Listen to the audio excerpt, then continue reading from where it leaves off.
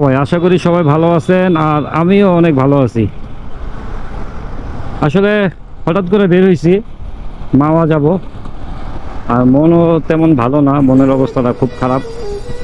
তাই বন্ধুরা যখন বললো চলো মাওয়া থেকে ঘুরে আসি, আর না করতে পারলাম না। চিন্তা করলাম মনও খারাপ, ভালোও লাগতেছে না, কাজও একটু কম, তাহলে আর না বলে লাভ নাই, তা মাওয়া থেকে ঘুরেই আসি। তো বের হয়ে গেছি। আসলে অনেক বাইকার একসাথে হব আজকে। এর ভিতরে আমরা একসাথে আছি তিনজন, আমি, ফারহান ভাই আর রানা ভাই।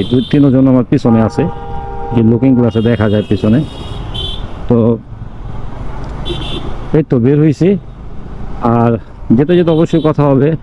আর অনেক দিন যাবৎ এক্সপ্রেস ওয়েতে উঠা হয় না। মাওয়া এক্সপ্রেস ওয়েতে শেষ কবে, লাস্ট কবে গেছিলাম এটাও মনে নাই। তো ভালো লাগবে অবশ্য, এক্সপ্রেস ওয়েতে সবসময় ভালো লাগা থাকে। তো যাব আর সাবধানতার সহিত রাইড করব। সবাই দোয়া করবেন সুন্দর মতো যেন মাওয়া যেতে পারি। আর যেতে যেতে অবশ্যই কথা হবে।